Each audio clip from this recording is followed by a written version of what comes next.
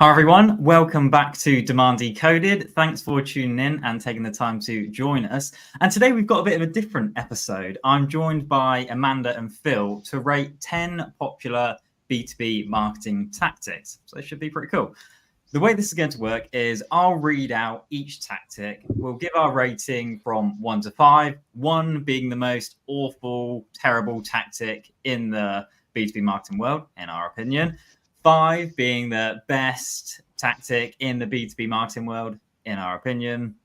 But there's a bit of a twist here because everything seems to be, or seems to depend in the marketing world. We're only going to be allowed to use or rate 3 once.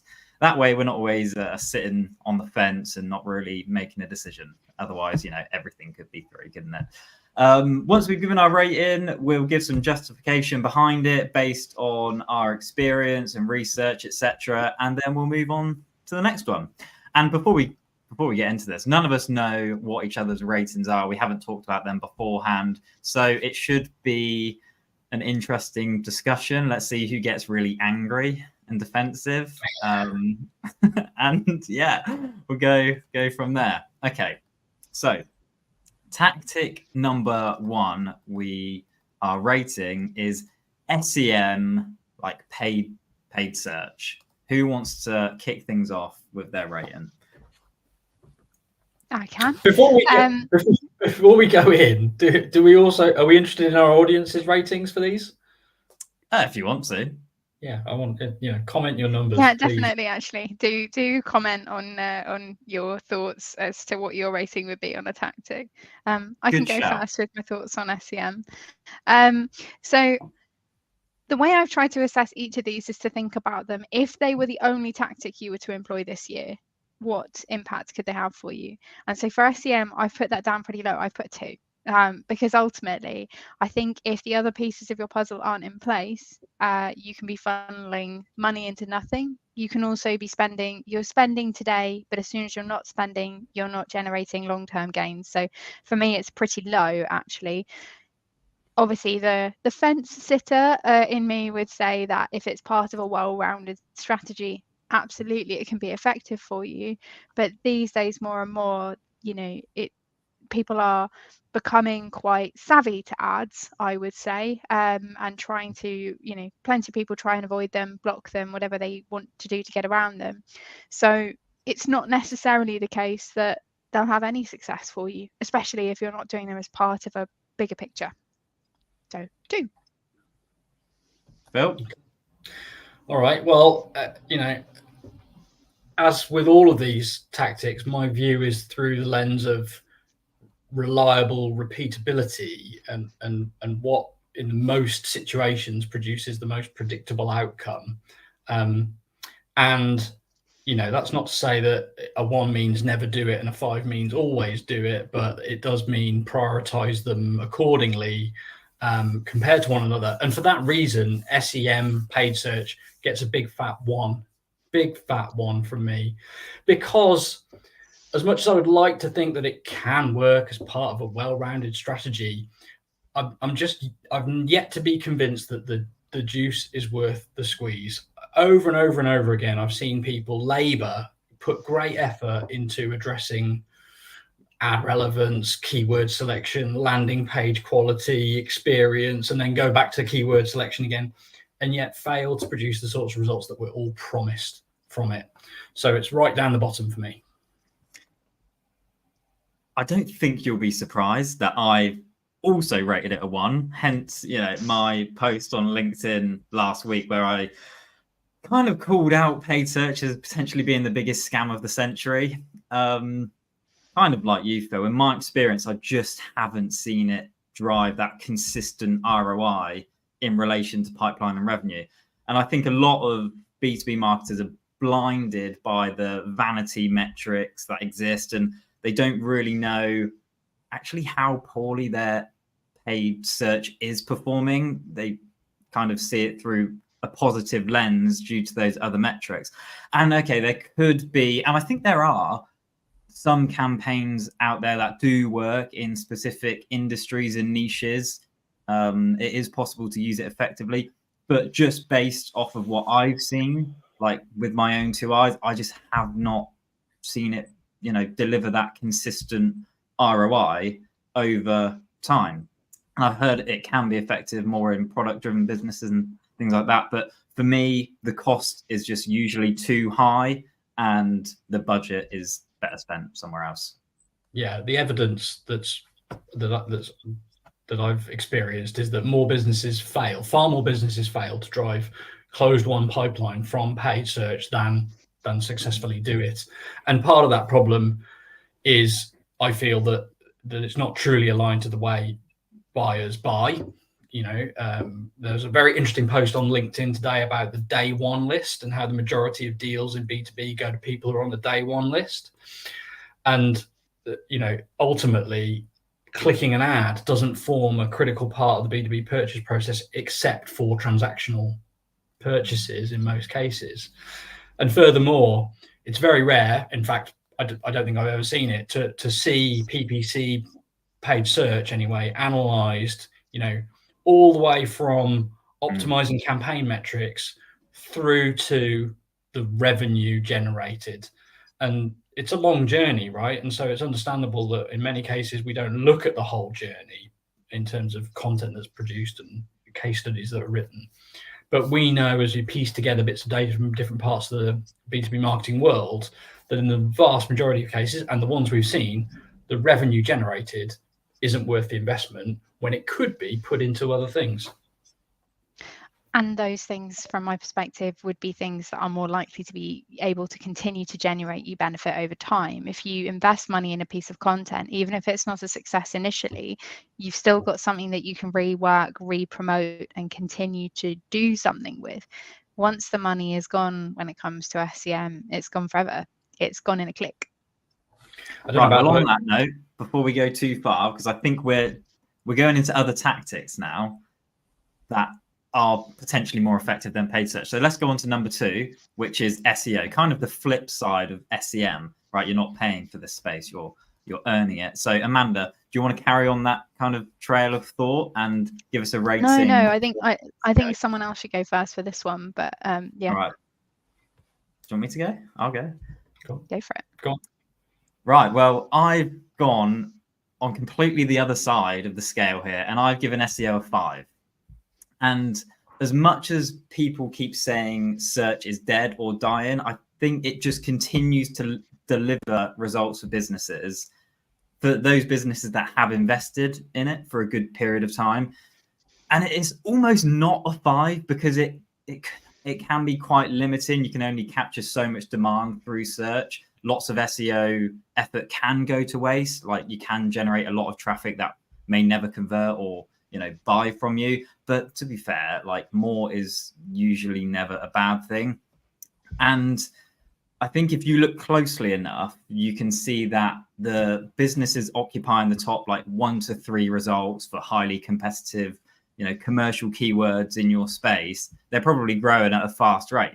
And they are the ones that will be getting that consistent supply of high intent leads. And the other reason why I'm giving this a 5, and I don't know if you guys have looked at it through this lens, but I'm including video in here, specifically YouTube, because optimizing for search, which is essentially SEO, means utilizing all the available formats that are served within that platform. And for me, video is just so effective at every stage of the buyer journey that it instantly boosts SEO anyway. Yeah, I agree with you there. Most of that I agree with. I think I've given SEO a 5, although as with SEM, I do it with some hesitance because I know that people out there will be thinking, oh, it's lost its position, it's dying or things to that end. But right now, SEO still offers a very reliable, predictable outcome from effort put in. It's so cheap and easy to do the things that make SEO, improve your SEO and help you grow traffic, relatively speaking, to other things. And the effect is lasting. It's an evergreen compounding result. And so it won't always work overnight or instantly. You need to keep looking at it and working at it. And there's nothing guaranteed, as with all marketing tactics. But it's such a safe bet. and it's such a surefire way to drive growth, because buyers who discover you organically early or late in the process convert so much better, easier than others. It's a solid 5, no brainer. So for me, I've actually taken a bit of a different view on this. I think that in the right space, SEO is one of the most important things you can do, and in that sense, I probably would give it a 5 for the right audience. But more and more, I'm seeing evidence of audiences where SEO is not the right call, where SEO is being used anyway by marketing teams, because it's what they've been learning for the last 5-10 years, regardless of the impact it will actually have on demand, because demand isn't about the people hitting the big broad terms that they're going after with their SEO. It's about the behaviors of a select group of people in very niche roles at the top of very big organizations who don't go out and search, actually. So I'm fence sitting on this one. I've put this as my 3, because ultimately, if you are not the right business for SEO, then if you spend your time and your money on it, it's going to go to waste. And I think a lot of marketers do go after SEO as the golden child tactic that everyone can get behind, regardless of whether it's actually right for their personas. And I think that is something where there's like a lot of mismatch going on, and I'm seeing more and more of the customers and potential customers that I'm talking to are talking about the fact that SEO isn't working for them because it's just not aimed at the people who will actually buy from them. Yeah, that's a good shout. Yes, actually. a superpower tactic in the right circumstances, but also a great way to have very, very big teams of marketers who will not actually generate demand if you're in the wrong space. So that's my 3. Yeah, I like the justification behind that, because if there is no demand for that category, I think I looked at it through that lens of, in a lot of B2B cases for well-established categories and products and solutions, there is volume there to go after. But if there are no searches for the things that you're doing, search is not really a viable channel. So if there is no search for you, I really feel for you, because that's such a harder market to penetrate. So and even sometimes where there is search, if you are occupying a niche, still going after that search term might not be right for you. If you only serve this particular kind of software to one audience and you already know who all those people are, you might be better off employing other tactics than SEO, even though there appears to be search for it. Because if you end up with everyone and their uncle asking you for that software when you can't serve 95% of them, again, it's a lot of effort, and a lot of time that's going to be spent in your organization as a result. So yeah. Cool. All right, let's move on. Number 3 is content marketing. So hang on. Do you want to go first then? I was just thinking, did I go first last time? No, you go first. Yeah, I did. You did. All right, I'll go first again. Fine. Well, I'm in with a 5 again, aren't I?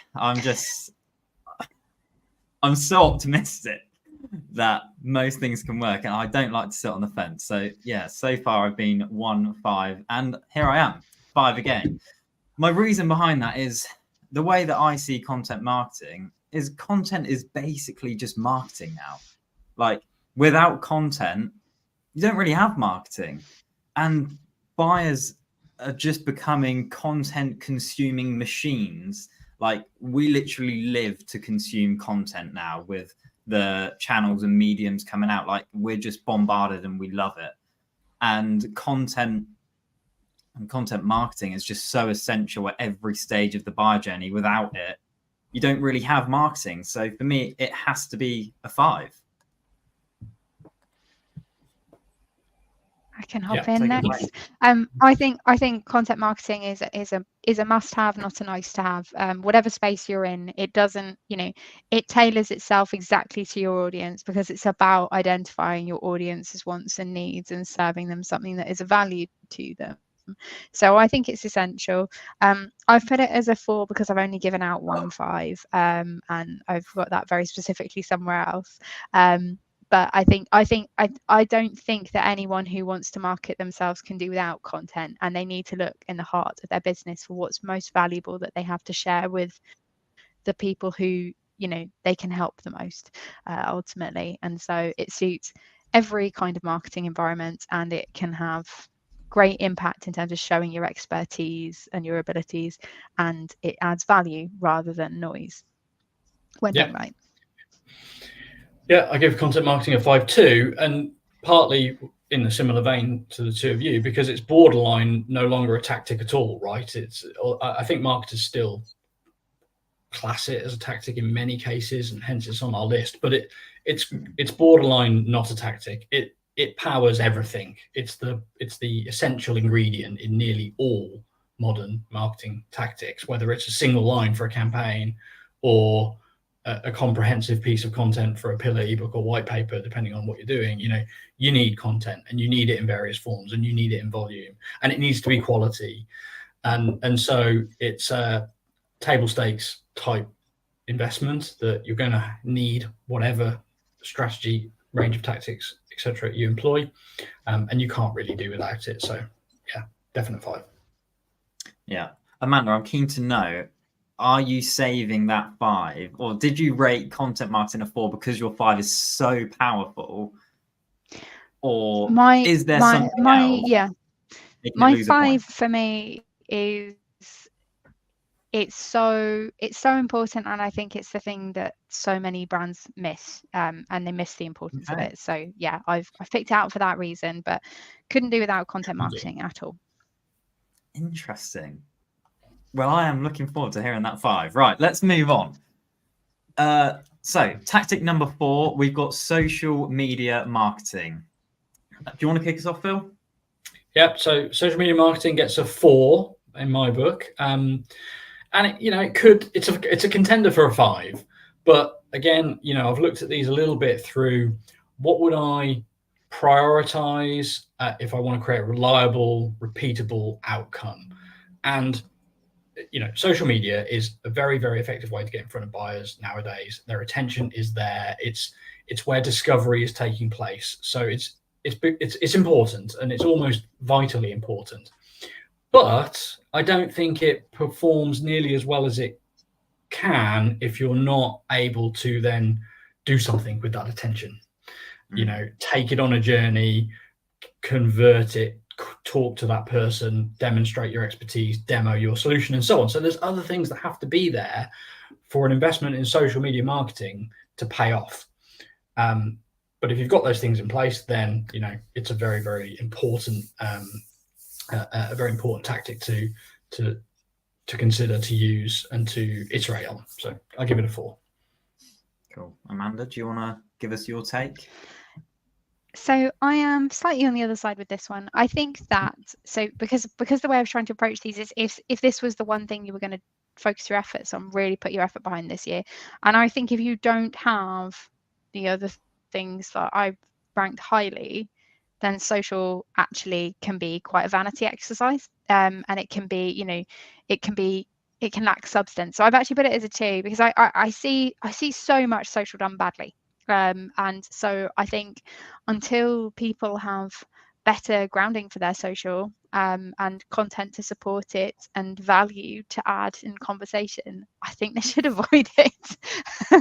I think actually, put your effort into having really good foundations to your marketing, and then go for social. So I wouldn't prioritize it if you don't have those other things in place. I hear you, but I have still given it a 4. Fair enough. But yeah, I hear you in the fact that a lot of marketers are still kind of doing it badly, or not kind of maximizing its effectiveness, possibly. I think the opportunity for social to be a primary channel for acquiring customers is there for a lot of businesses if their audience is on social, but marketers just don't know how to use it effectively. Like, it can be really hard to crack, but I think once you have a framework there, it's just a matter of time before you start seeing results. Like, for us, it has taken a while, but we're now kind of coming through the other side and actually starting to see some consistent inquiries that come through from social, which is great.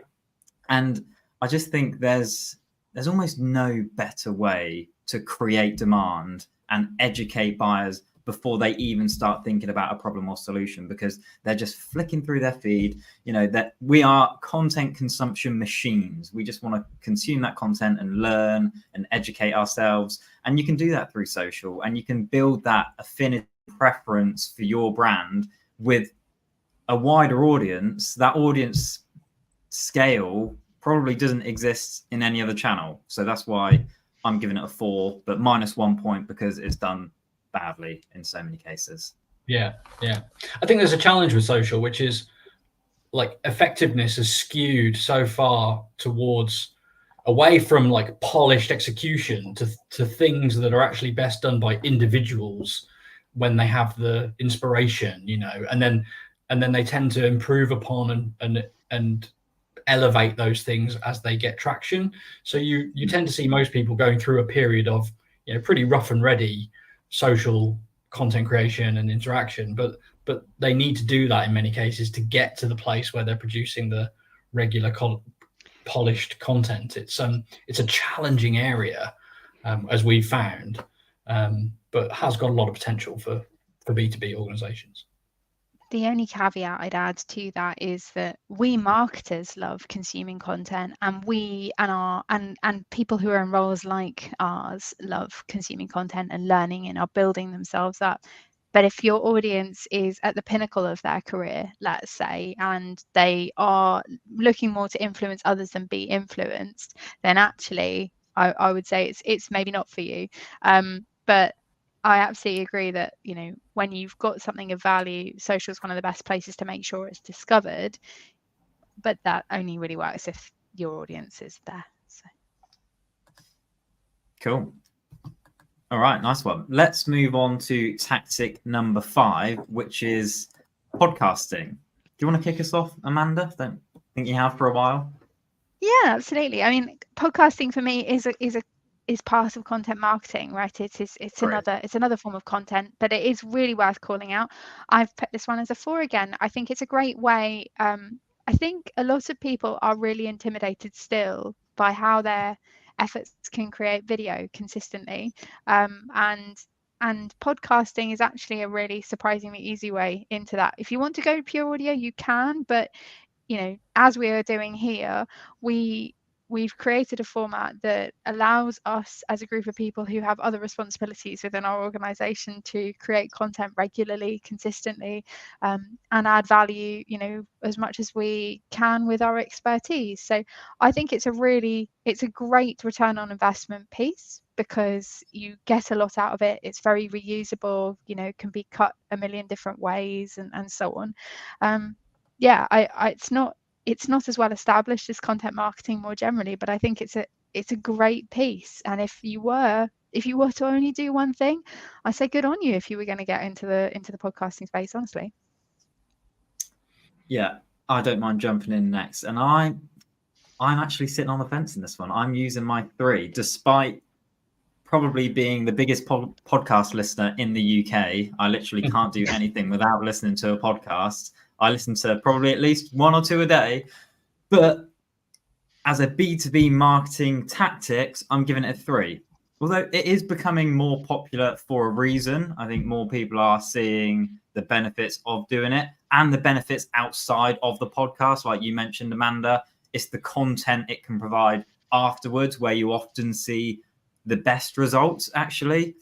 But the problem, I think, comes with, the podcast itself as an isolated thing needs so much time to actually work and be effective. The most big successful podcasts that you can think of probably have 200, 300 plus episodes. So it's really hard to do and show success in isolation. Like, I'm kind of taking the point of it being able to amplify your other content away and just looking at solely podcasting. And it's just hard. It takes a lot of time and lift to get the most from it. But when you do get it right and you do start to grow an audience and you do it consistently and you don't kind of cut it off too soon because you're trying to prove some ROI from it that doesn't really exist yet and you're doing it for the wrong reasons. But yeah, I'm giving it a 3 because I couldn't give it any lower, really, because I just love podcasts. Yeah, I hear you. I gave podcasting my 3 as well. So there you go. Read into that what you will. Podcasting is really compelling and very attractive. You know, I'm very excited about what it can do for businesses when it comes to, you know, creating demand in a buyer-centric manner that's pleasing to everybody. It's got a great place, but you know, it doesn't. The barrier to entry is slightly higher. The time to results is slightly longer. It doesn't trump other foundational activities, in my opinion, and therefore it's kind of like, do it if you've got the other more critical things in place and working nicely, and the barriers aren't insurmountable or unnecessarily high, then go for it. But yeah, I'm in that sort of fence sitting, do it if you can, do it if you're ready, do it if you want to, but if you're not, then I'm okay with taking time to get other things right. In the majority of cases, you know, these demand creation activities, you know, I think are best executed when you've got demand capture set up, running and working well, and then is a good time to look at things like podcasting. But you know, love what podcasting can do. Yeah. Okay. Let's move on, and I think you should carry on that note, Phil, because the next point is the next tactic is website CRO, and you're kind of just going down the demand capture route. So what's your rating? Absolutely. Website CRO gets a 4 in my book, and it's an interesting area in B2B because website CRO is something that I think is worth everybody doing and everybody looking at their website and observing the customer journey. But in most cases, it won't be conversion rate optimization in the sense that most of us think when we hear the phrase, which is change the color of this button, change one word over here, measure the impact. We don't have the pleasure of those sorts of swings on a lot of B2B websites. So CRO for me is more aggregating information from outside your website, looking at data that your website is giving back to you about the customer journey and using that to make informed decisions about how you can change the user experience for the better and so on. But that said, you know, your website's always there. Your website should always be generating, you know, high intent inquiries for you. So it's always worth looking at what can be better about it and how you can make it easier for the buyer to travel all the way from discovering you to making that all important inquiry. So 4. Do you want to go, Amanda? Yeah, this is my 5. For me, I took a slightly broader view of website CRO. Essentially, for me, and the way I've always seen a website is as the net underneath all of the other tactics that you could possibly be doing. Whether someone sees you on social, sees an ad for you, hears you mentioned at an event or by a colleague, I expect that at some point in your journey, if someone wants to buy from you, they are going to look you up and look at your website. And if it's not up to scratch, even in the broadest possible sense, not down to the level of finessing this behavior or that behavior, then all other efforts are meaningless, frankly. And I've worked with companies who have said things to me like, our sales team pretend we don't have a website because they're so ashamed of it.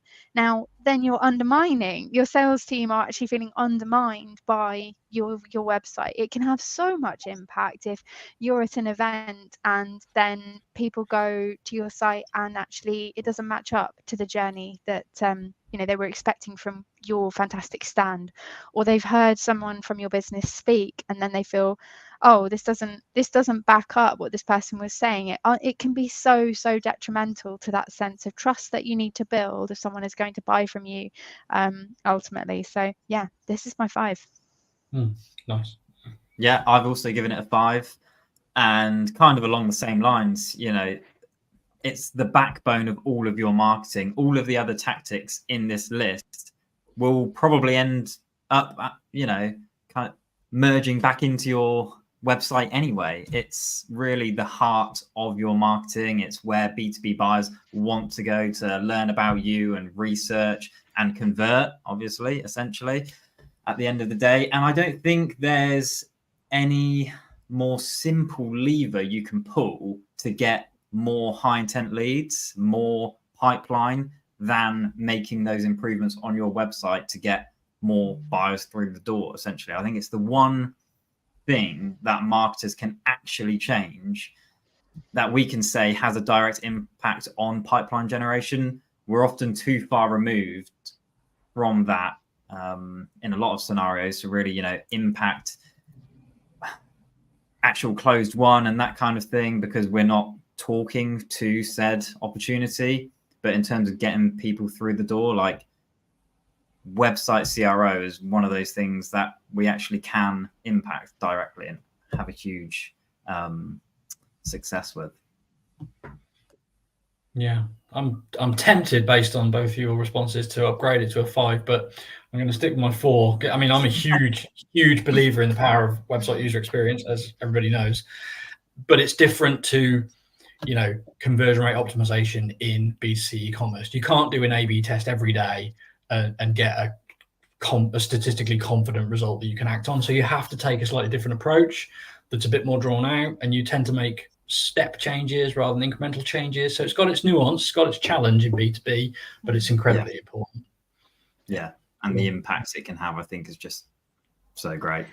Yeah. Well, yeah, and the negative impact it can have, that for me is the thing that I've seen you see so much of, I think, which is, that any other effort that you've got can be undone by the power of a bad website. Yes, true. Yeah. Very true. All right, let's get into tactic number 7, which is email marketing. And I'll kick things off here. I've given it a 2.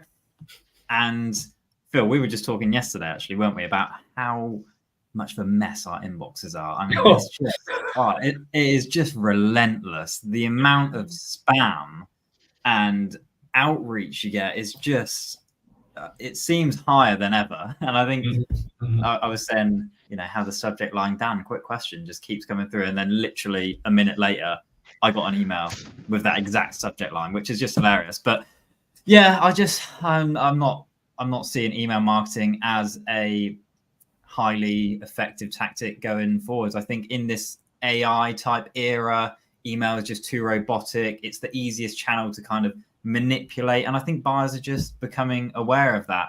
And it's really, really difficult to stand out and be creative through an email compared to other channels like social and podcasting and that kind of thing. But I haven't given it a 1. It's still a 2, because I think businesses that do have that hard-earned, engaged database of willing subscribers can use email marketing as another lever that they can pull. The way that I think about it is, when you're launching a product or doing some big thing, what do you do to kind of get that instant lift? And a lot of us will say email.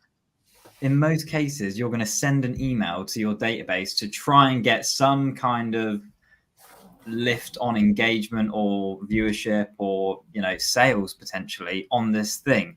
And in a lot of cases, you can actually see that expected lift. But yeah, basically, just because of all the bad emails and spam that I'm just sick of, I'm keeping it as a 2.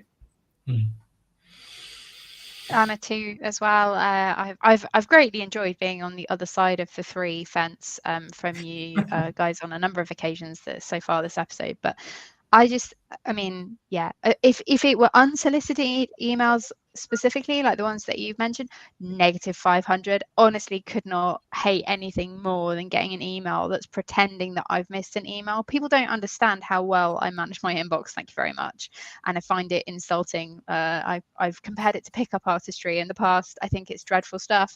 I'm not ashamed to say it. I agree, though. There is a place for the well-crafted, content curated email from an expert if you are building a brand that adds value in that way. But most people are not in that space, and most people are not using that tactic. They are trying to neg people into engaging with them and getting many, many capital letter unsubscribe replies from me. Yeah, it's a 2 from me as well. And it's a really interesting and slightly problematic one, because kind of like with paid search, like the general sort of consensus, the noise that we all hear is that email marketing is an incredibly powerful channel that delivers great results. And yet my experience and the experience of everyone I've met is different. And so I am intrigued as to how people find that email is one of the most powerful channels. And I suspect that the devil's in the detail, and that you're looking at the, you know, the close rate relative to the, you know, outreach effort you're doing, which is in the 0.02% bracket, and it looks good in that lens or something. But ultimately, you know, email doesn't drive buyer behavior in the experience that I've had. The email inbox, as you've described, is becoming worse and worse and worse. It's a disaster area, full stop. And, you know, and the majority of us, the vast majority of us, do not create email-worthy messages on the regular basis that is required, I think, to see email as a really powerful channel. So one that confounds me to some degree, but again, in terms of seeing it produce reliable, predictable outcomes, it scores low, in my opinion, and it gets a 2. Is that the first one we all agree on? I think it might be, actually. I think it might be. I think we should go Phil back. and I have had quite a few. I think we've agreed on quite a few, Phil. But, oh yeah, you and Phil have agreed on a lot. I've enjoyed being the cat and great minds. That's why you're so needed, Amanda. Because otherwise, Phil and I just agree all the time. Boring. Yeah, very boring. Right, let's move on to tactic number 8, which is PR. An interesting one. Can somebody else start this? I don't feel like starting this one. Oh, well, yeah. I'm gonna get in there and get out of the way. I'm giving PR a 1. I've never had a thing for PR. I've always thought it feels like a huge amount of effort for the B2B companies that, you know, I work with, want to support, grow. It feels like an awful lot of effort for absolutely no return in the majority of cases. And, you know, relative to other things that I can see the logical connection between the effort I put in and the result I get out, it doesn't come close. And, you know, I know there are lots of people out there practicing PR, and I'm sure that they view it very differently, but I just don't see the benefit, don't see the purpose, and even more so in the age we're entering, where the nature of content and the nature of consumption is changing rapidly. So one from me. I'm also a 1. I've worked in an environment where PR was very, very heavily involved in marketing's efforts, and even there, which was a B2C space, I should say, I often felt that the value that could be generated for the cost was very, very minimal and would very rarely turn into anything. I do think there was a window in time where digital PR supporting content had value, but I just don't see that working these days. I don't see people supporting each other's content unless it's got genuine value, and then it's more about relationship building between the content creators than it is the middleman of PR, in my opinion. So it's a big fat 1 from me. It's my lowest score. Yeah, I'm kind of down the same lines. I've given it a 2. The optimist in me, you know, I find it hard to rate things low. But the way I see PR, and I don't have a lot of experience in it, to be honest, but actually when I think of PR now, I never ever think of PR in a B2B marketing sense. I always think of it in a kind of like PR in like sports and for entertainment and, you know, that kind of thing. But anyway, that's by the by. What I think about PR is that elements of PR and B2B marketing have actually been swallowed up by other tactics, like kind of similar to what you were saying, Amanda. There's not much forced collaboration between like brands and individuals now. It's more like content creators actually kind of collaborating with content rather than, oh, this brand is working with this brand because their PR teams are wanting to work together. It doesn't really work like that anymore. It's content creators rather than, you know, PR leading the way. But the thing I was toying with in my mind is there are potentially still cases where it could be relevant for bigger organizations who might need to like distribute big ticket news and kind of get feedback on this and do it in a careful way. But for most businesses, thinking about PR as its own thing just isn't really relevant in this day and age. No. I think you speak to a good point that there are some brands whose knowledge and expertise positions them well to be the people that media approach for comment, but they are few and far between. They are very specific instances and spaces. And so, but that's not PR's effort. That is having a media relations angle and way into your world, not necessarily having someone going and having lunch with the editors of the relevant publications in London, which is more of my experience of that world. All right, yeah, cool. Just not current anymore, I don't think. Yeah, I agree with that.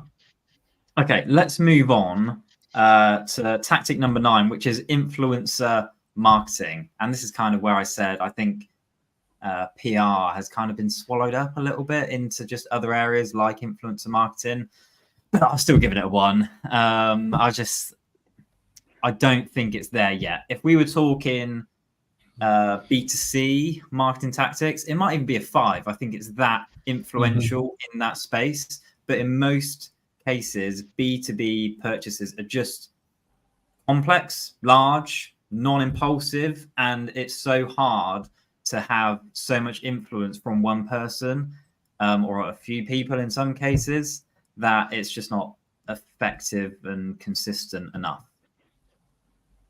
Okay. Amanda?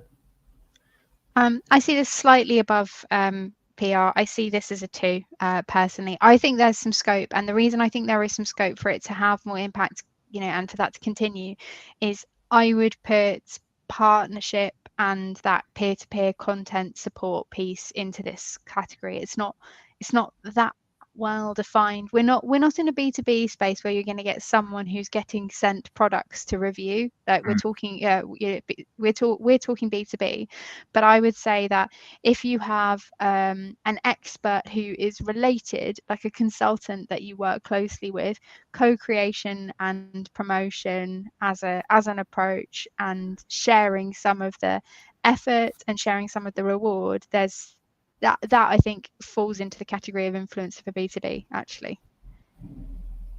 Yeah, that kind of aligns with what I was thinking, which was when we think about individuals who by their own name carry influence over a market, we're not there, and I don't know if we'll ever be there in a B2B context, because it takes so much time and cost to acquire the knowledge that it would require to become influential in a space like CRM software or project management software, or, you know, any other kind of software, or any technical product or B2B product, you know. So individual influencer marketing feels really quite far off. But as I mentioned to you yesterday, Dan, in B2B, the influencers are actually the research companies and the comparison companies that are one form of influence. So if you can be mentioned by Gartner, then that's going to have a huge amount of influence. But it's hard to group that with influencer marketing in the traditional sense. So I'm going to give it a 2 on the basis that we're not seeing those individuals with those names. There are well-known individuals, but I don't see them opening themselves up to being influencers in the sense that the term tends to inspire. But there are bodies and groups and people that have influence in the industries that we work in, and they represent an opportunity to reach a large number of people, and, you know, their words carry a lot of weight, as we know with, you know, some of the businesses we work with.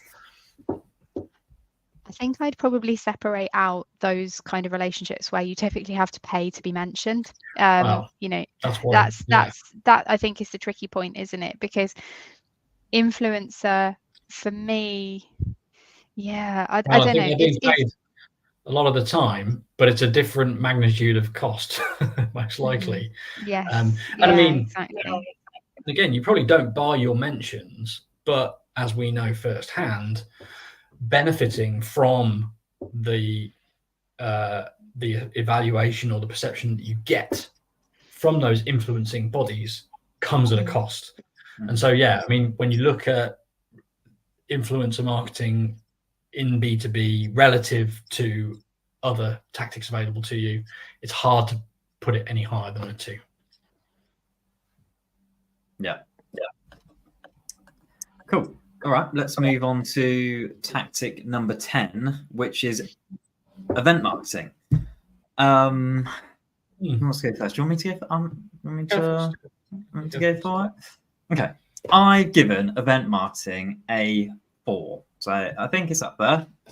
I think event marketing as a whole is just massive. You've got in-person events, digital events, webinars, all of these kind of things that all serve different purposes, and they're all great. Like, they all have their kind of place in a marketing strategy. When it comes to traditional event marketing, the great thing is I think most industries can pinpoint 1 or 2 events where they know their audience will be, and it's often a pretty safe way to get in front of them if some of these other tactics aren't viable in their particular space. So that can be useful, but I think a lot of marketers can still do more to get the most out of their sponsorship or booth at a place like that.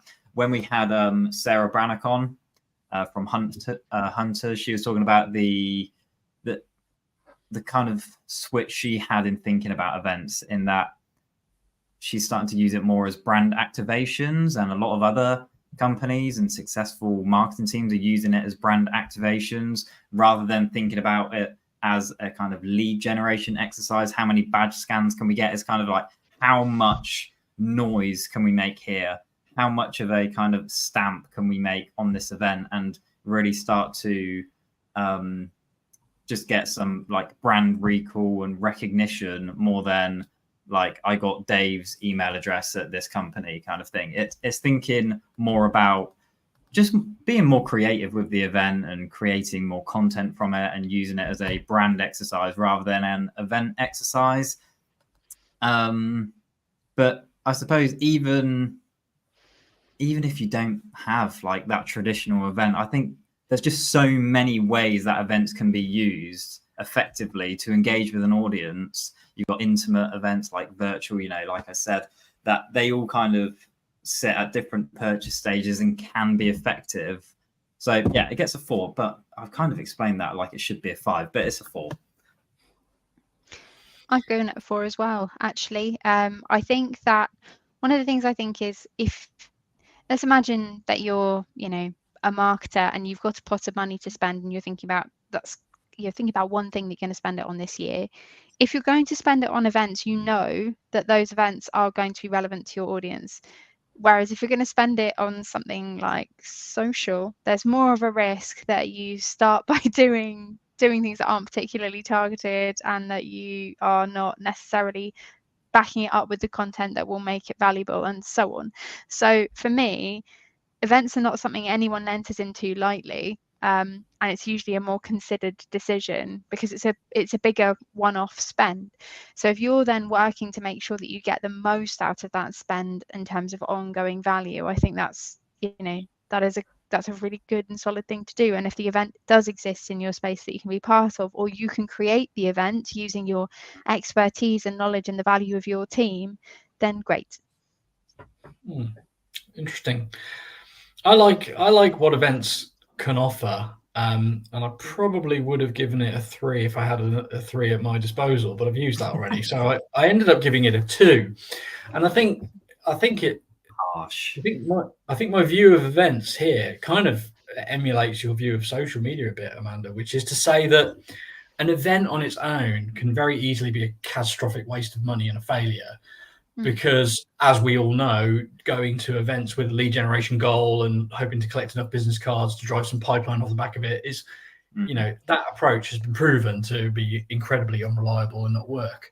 And so without other things, without brand, without positioning, without demand being, present already, I'd really I'd really hesitate to invest in events of certain kinds, in advance of or ahead of those other things we've talked about. And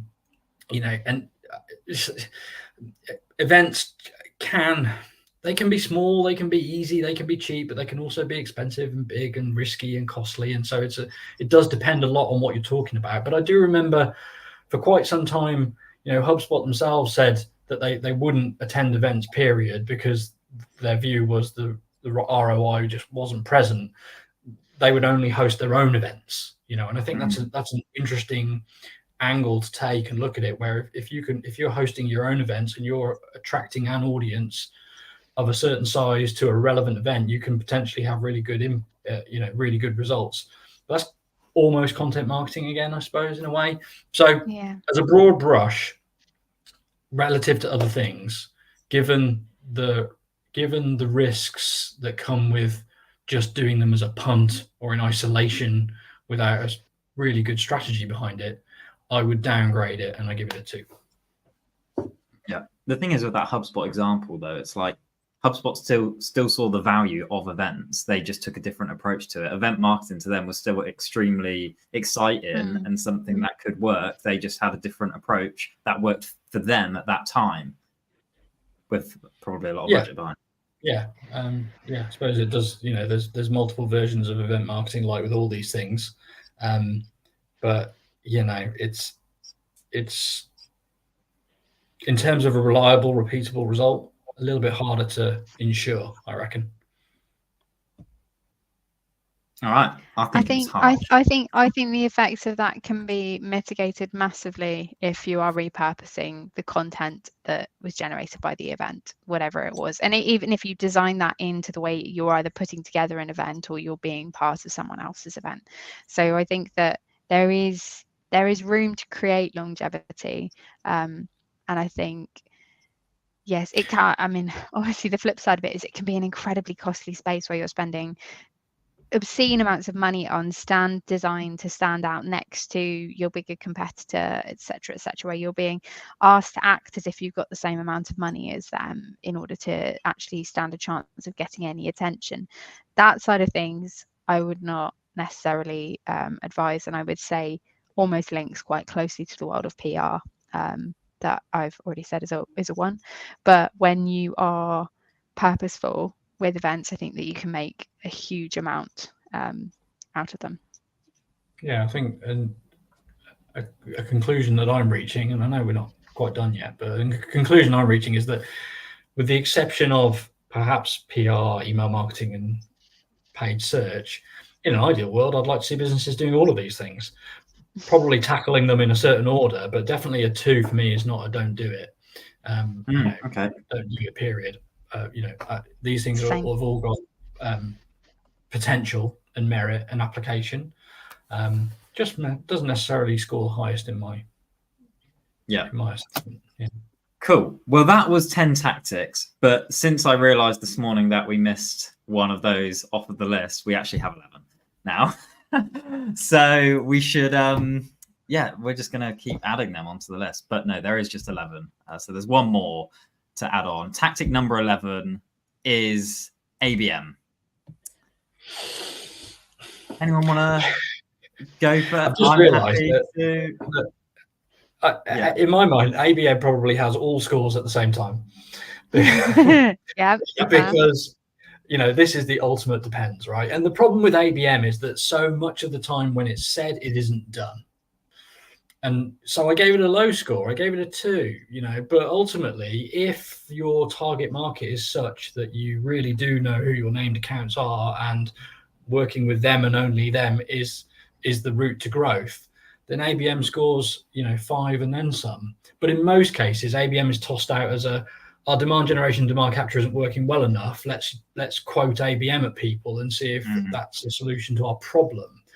But as I'm sure you are both going to help people understand, ABM isn't a marketing tactic on its own. It's so much more than that. It isn't a quick win, an overnight fix to a lead generation or a pipeline generation problem. It's much more than that. And it's often used, or the term is often used in places where it isn't truly what's necessary or required. Yeah, I'm happy to jump in there. I've given ABM a 4, a little bit more optimistic. It probably would have had a 3 if I'm totally honest, because it is that huge. It depends. Like you said, Phil, the problem with ABM is it's not actually, I mean, I wouldn't put it into the category of a marketing tactic. It's a commercial tactic. Like marketing and sales have to work so closely together in order to make it work. And it's really complex to get right. But I think for lots of businesses, it's actually becoming the best way, and in some cases the only way, to have that kind of hyper personalized approach to get into their tier 1 ideal customer accounts. I was listening to Dave Gerhardt's Exit 5 podcast with Hilary Carprio. I think I pronounced that right. She's head of ABM at Snowflake, and she was talking about the complexities of ABM, which it's just mind-blowing, the amount of work this entire operation takes. And, you know, that's like a 5,000 plus person company. If you're thinking about doing ABM at like a 50, 100 person company, it's almost impossible to do it effectively at that hyper personalized scale, I suppose. But then people call ABM, you know, all kinds of things. If you're doing some kind of targeted list on LinkedIn to a group of companies, is that ABM? Maybe. Another point is, I think the shift from lead gen to demand gen that so many companies are getting behind for the right reasons is also lending itself to ABM. We know from like Cognizant's approach that instead of sales phoning up all of these leads and MQLs that marketing were created, they actually repositioned to kind of take a more account-based approach and go after their high-tier ideal customers. So yeah, I think there are cases for it. It probably would have been a 3, but I think done right, it could be a 4. I am with you, Dan. I think this is a 4 for me as well. You're so right when you say that this is a commercial tactic. And I think if nothing else, one of the things is that if you are committed to ABM, it's not just an effort coming out of marketing. It is an effort that is support that needs close alignment with sales. And I think many sales and marketing organizations are not organized together. So actually, I think it's one of the better approaches that companies can take to make sure that they are working on the same things for the same goals. There's a huge range, you know, from one to one, you know, to one to many, and every kind of shade and combination in between. I do think that it is possible to do ABM on a very small scale out of a very small team. It just requires immense, you know, strategic thinking and understanding of budget, not just being about money, but being about your other resources, the time you have available, the skills that you have available in your team. So I do think that plenty of organizations could do it more, but they might need a really good definition of how they're going to do it rather than just slapping around the term, which is where I think a lot of companies currently go wrong. And I can understand why Phil gave it a 2. Yeah, and you know, I think if you're going to do it on a smaller scale, it's as important to identify what you're not going to do, because it's impossible for marketing teams, not just their agencies, to do many things in parallel to a high level of impact. And we've encountered that problem again and again. And we give the same advice when it comes to how many personas you target, right? If you've got 10 personas, you may as well divide your budget by 10 in terms of impact you can have. I think as well that lead generation versus demand generation is a shift that can be made throughout ABM and all other forms of go-to-market. And a long time ago, Amanda, you said something to me which stuck with me, which is that, and I'm interested to know if you still stand by it, which is that, you know, inbound is on a spectrum with ABM, and the spectrum is audience size ultimately. And if an entire industry is your audience, then inbound is the approach. Although I would advocate for inbound demand generation over lead generation, as I'm sure we all would. But if your audience is narrow and small and identifiable, then you're then by necessity you're moving up the spectrum towards ABM, and I think that is a really great way to think about it. I still stand by that. I think the only thing, like the caveat I would put to it is it's not just about size, it's about behavior. So if you've got a small audience, but they are the 10 people searching for a term a month, then SEO supporting inbound demand generation is part of your makeup, and it has to be. If they don't search by habit, then your ABM makeup has different things in it. So yes, absolutely. Good stuff. All right. Well, we're at the hour, so let's wrap things up there. But I thought that was really fun, actually. I really enjoyed that. I enjoy every episode, but that was something different and fun. And so, yeah, if you did enjoy it, let us know. I'd love to know the feedback. And if you want to kind of hear or see more of this style of content, because I think we're definitely up for doing it. But let's wrap it up there anyway. And hopefully you did enjoy this episode of Demand Decoded. And be sure to follow us on LinkedIn to join all the future live events and listen to previous episodes on Spotify, Apple Podcasts, or watch on YouTube. Just search for Demand Decoded. So we'll see you there. And yeah.